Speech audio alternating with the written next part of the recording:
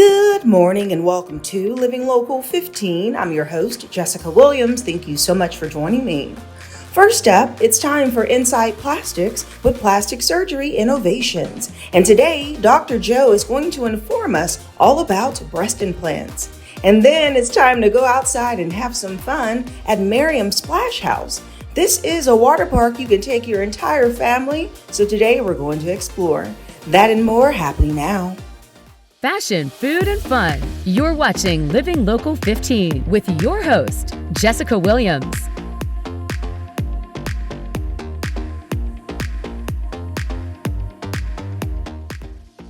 This segment sponsored by Plastic Surgery Innovations. Viewer discretion is advised. This segment may contain medical imagery before and after procedural photos that some viewers may find graphic or revealing. It is time for another edition of Inside Plastics with Dr. Joe from Plastic Surgery Innovations. And today we're going to talk about breast implant surgery, the good, the bad, and the ugly. Hey there, Dr. Joe. Hey there. How are you? Thanks for having me back. Yes. Okay, so breast implants are still a thing. Still a thing. Yeah, it's been around for quite a while. Why is it so popular?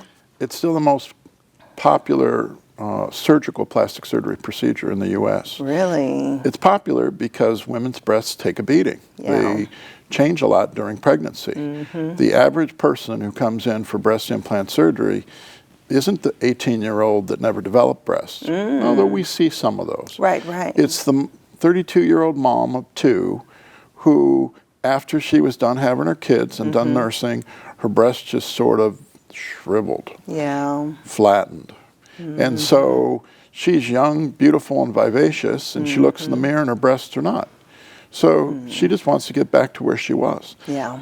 And that's the most common person that we use and put breast implants in. Interesting. But you mentioned the young folks. So is that still popular around young teenage or, late teenagers and in their 20s?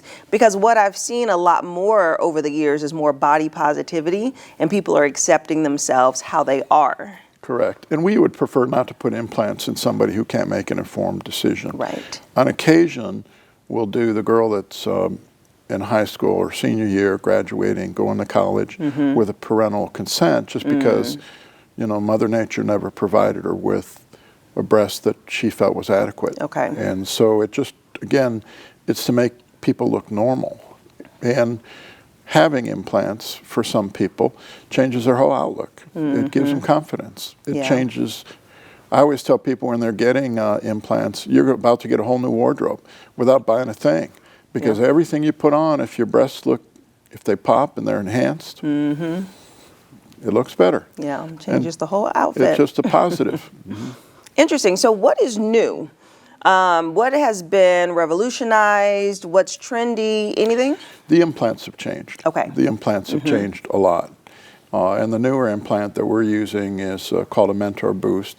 But I don't want to support just one manufacturer because there are 3 manufacturers out there now, and they all make good products. It has a more natural fill. Okay. When you touch a woman that has implants, it has less risk of rippling, capsular contracture, a lot of the things that plagued us early on in the breast implant era. And it has a good longevity. So the original breast implant was the silicone? All breast implants have been silicone. Okay. And they remain so. Okay. Sometimes people come to my office and they go, oh, I don't want a silicone implant. I want a saline implant. Okay. For a number of years in this country, from the early 1990s up until 2007, if somebody wanted a breast augmentation, all that was available were saline-filled implants. And so people got an idea that the saline implant was somehow different than the current gel implants. We have people still that are confused about that, and they go, well, I heard the saline's safer because it doesn't have silicone. I go, they're all silicone implants. So is there a difference between the two? The saline are a lot older model, and they have a higher risk of rippling, and when they rupture, if they deflate. So you end up with a flat tire, which can be emergent because... Okay, so I think, let me break it down like this. So you're saying like they're both silicone, so that's the structure of the breast. The saline's in it, so it's more liquid, so if it busts, it ripples out. But the other silicone, that silicone gel, is more meaty. So if it busts, it's like jelly, like a gel, harder gel. And it's cohesive, so it stays together. Okay. It's not Got like it. the implants back in the 60s and 70s that were like the consistency of motor oil and created all kind of mess. Yeah. Currently on the market, the gel implants are 97% of the current sales on the U.S. market. They're 100% sales on the European market, 100% sales on the South American market. The gel, it's just a better product. When people come in and they ask now, they go, well, should I get saline implants or gels? I always tell people, well, show me your cell phone. They go, why? I go, do you have the big box with the button and the antenna that extends? Because that was the state of cell phones when saline implants were the best implants on the market. But now we have smartphones, just like we have smarter implants. So I always tell patients, I can't see a reason to ever use gels. I mean, try again, to ever use saline implants in this market. They're not a bad product, though. Saline implants served us well as plastic surgeons for years. So if somebody wants saline implants, we'll do that for them. I just want people to understand that the gel's a better product. Yes. Some surgeons for a while thought maybe that the saline implants were safer, that they had a lower incidence of breast implant illness. That was actually proven wrong in a study in New Jersey about 3 years ago. They collected a series of women, about 1,400 women with symptoms of breast implant illness. Of those 1,400 women, 65% of them had saline implants. Interesting. So we talked about discussing the good, the bad, and the ugly. So I think a really big question is, are breast implants safe, truly? The concern that we have as surgeons and that society has as large is the entity out there now called breast implant illness. It seems to be a systemic inflammatory response to the presence of the implants. Now it's been attributed to more than 178 symptoms. The most common ones are things like aches and pains in your joints, muscle fatigue, brain fog, unexplained rashes, just tired feeling. And so a lot of women come in now and say, I went online, I think I have breast implant illness, can I get my implants out? And so we take the implants out. About 75% of patients feel better once they get their implants out. It seems to happen to about 3% of women who've had implants at least 8 to 10 years. So it's not a huge number. There's 7.2 million women right now in the United States walking around with breast implants. But of those, only a small percentage still develop symptoms of breast implant illness. And so some think also breast implants can cause cancer. What have you seen with that? With cancer, breast implants have never been shown to increase the incidence of breast cancer. Okay. There's a rare form of cancer called aplastic large cell lymphoma that has been associated with textured implants. That's why you don't hear talk anymore about gummy bear implants or a lot of the textured implants that we're trying to solve some of the problems that we have with breast implants in general. It's a very small number of women that have developed that. Less than 400 in the U.S. as of 2025. But it is a real issue. It is not breast implant illness. That is something totally different. Now, I always thought that there was an option, kind of what you spoke on in our previous segment about lip injections and how you can transfer fat. Is there a such thing as getting breast implants with transferred fat? Or is that like a breast lift? So we do transferred fat to build breasts, but there's some problems with it. The biggest problem with it is that when you transfer fat to the breast, it doesn't always stay soft. It can calcify or harden. The concern is that changes in the breast may mimic breast cancer.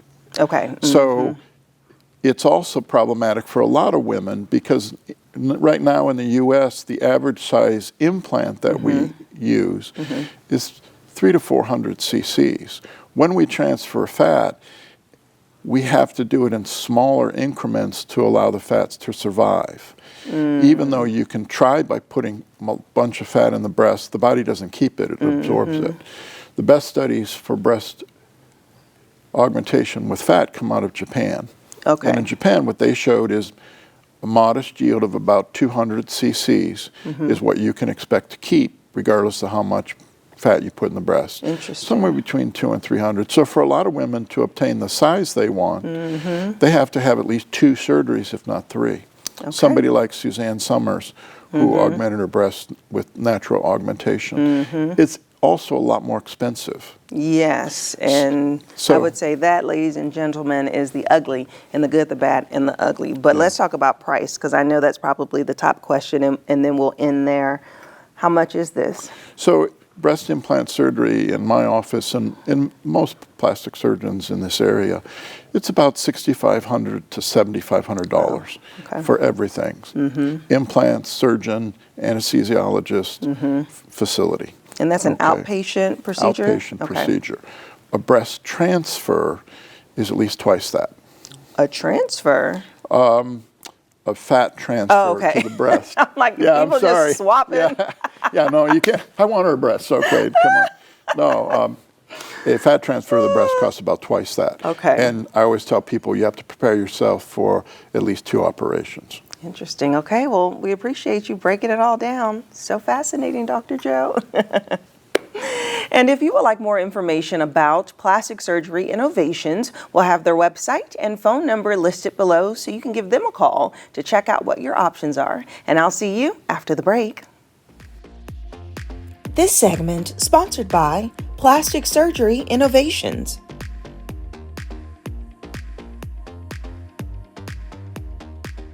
Have an idea for the show?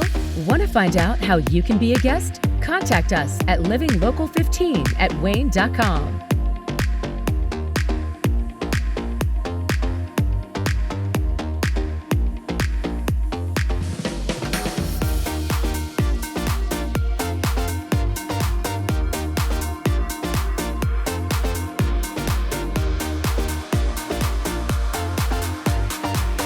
Enjoy fun in the sun on Living Local 15. Become a tourist in your own city. Visit your favorite spots and have some fun with me. From kayaking to rappelling off a building, I show you ways to have an adventure in Northeast Indiana every weekday morning at 9 on Wayne 15. So join me, Jessica Williams, for Living Local 15. Watch Living Local 15 with Jessica Williams weekdays at 9 on Wayne 15 and catch past episodes on wayne.com.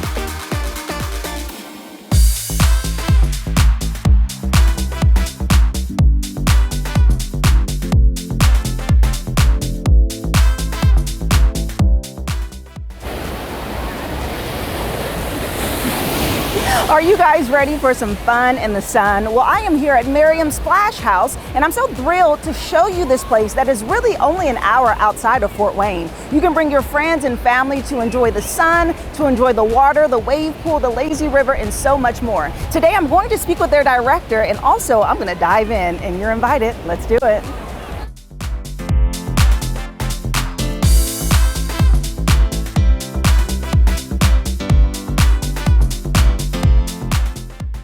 Joining me now is Andy Davis, Splash House Director. Hi, Andy. Hi. How's it going? It's going great. Thanks for being here. Yes, well, it is a beautiful day out in Marion, Indiana. And what's so fun about this place is that it's easy access. People can come out, bring their beach towels, bring their family, and truly enjoy just a day out in the sun. That's right. Yeah. We're located here in Marion. We're about an hour from Fort Wayne, hour from Indianapolis, real close to Muncie, Anderson, Huntington. So we get a pretty big draw from all around. Yes, and so let's talk about the Splash House. How long have you all been in existence, and what do you think really makes people gravitate to come have fun here? Well, Splash House opened 2007. At that time, it was just what we refer to as the main park or old park right here. The wave pool was added in 2010. and that's really been our big draw. That's when attendance really skyrocketed. People come from all around for our wave pool. Right, okay, so let's describe it. If someone has never experienced a wave pool before, it's that really big swimming area over there, and it fills up with water, but then at a certain time, what happens? Well, the waves come on for 10 minutes. They're 10 minutes on, 10 minutes off, and there's a variety of different waves that it goes through, and they're pretty intense. We like to brag that we have the best waves in Indiana. I don't know that we can necessarily verify that, but we still say that we do. Well, the wave pool is definitely something to experience. I've been in a wave pool many of times, and just like flowing with it and that great expectation and kind of feeling like you're in the ocean. It is, right? Yep. That simulation. Yeah, and that's the fun of it. It's, for the most part, you're not really swimming in there, you're just bobbing in the waves. Right, exactly. And then another way people can kind of relax around the water is also by experiencing the lazy river. Yep. Oh my goodness, you have to grab a float and just flow. Exactly. It's called the lazy river for a reason. It's just to relax. You just float on one of the tubes and just however many laps you want to go. Exactly. And then right behind us is one of the main attractions, really. It is your slides. Now I see there's two of them. What are the difference between the two? Well, one of them is enclosed and one is just open air. They're both about the same length. One is actually a little bit longer. So people like to race, not realizing that they're not the same length, but they're both fun either way. Yeah. Okay. And then of course you have your kiddie area. Can't forget about that. It's so cute, and these kids are just really enjoying themselves. Mm-hmm. Yeah, it's a big draw too, especially for families with little kids. We've got the bucket, this little slides for the little kids, as well as just kind of area here in the water for them to play in. Yeah, so. I love it. Okay, so you all, you run all summer long, and right now we're approaching the end of your season. Just kind of give me your hours and days of operation. Sure. So we open Memorial Day weekend, provided good weather. This year we were open a little later because it wasn't such good weather at the time, but our regular hours are Tuesday through Saturday from 11 a.m. to 6 p.m. and then Sundays from noon to 6. And that goes until the first weekend of August, and then after that we're open weekends only. Okay, and then what is admission to get in? It's $10 for adults, $8 for kids. And that's kids ages 3 to 17, and then seniors 55 and older are $7, and ages 2 and under are free. Wow, that is so affordable. Like, I really can't believe it. And then the last thing we cannot forget to talk about, your concession area that's up there. People want to grab food, drinks, and then also just like the lounging area, people are really soaking in the sun. Yeah, it's a great place to just come and just enjoy the afternoon, soak up the sun. We do have the concession stands that just has a variety of kind of your typical concessions, hot dogs, hamburgers, nachos, some ice cream and candy. So you can have lunch here if you want, or just grab a snack. A lot of people come and spend the whole day here. Yeah, I love it. Well, thank you so much for chatting with me, welcome. Andy. Okay, guys, so we are here at the Splash House going to have some fun. This is a no makeup kind of day because I'm about to hop in the water and you're invited. Let's do it.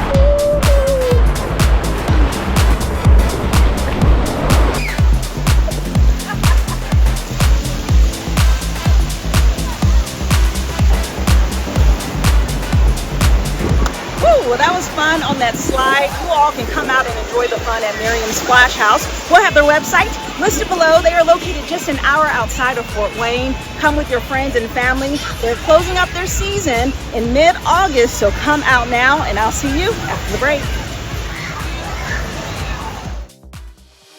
Follow us on social media at Living Local 15.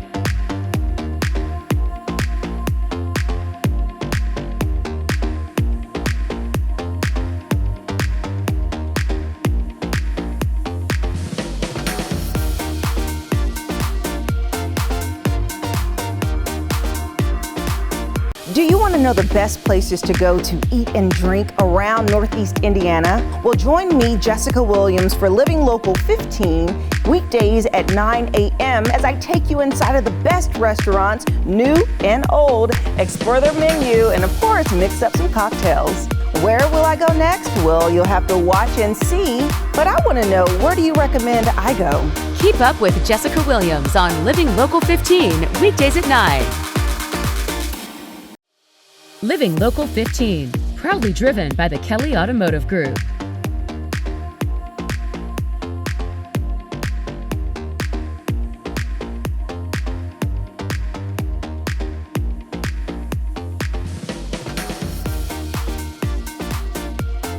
Go to the Living Local 15 page on WANE.com for recipes from the show, to watch a segment again, and to get information on products and services featured on Living Local 15.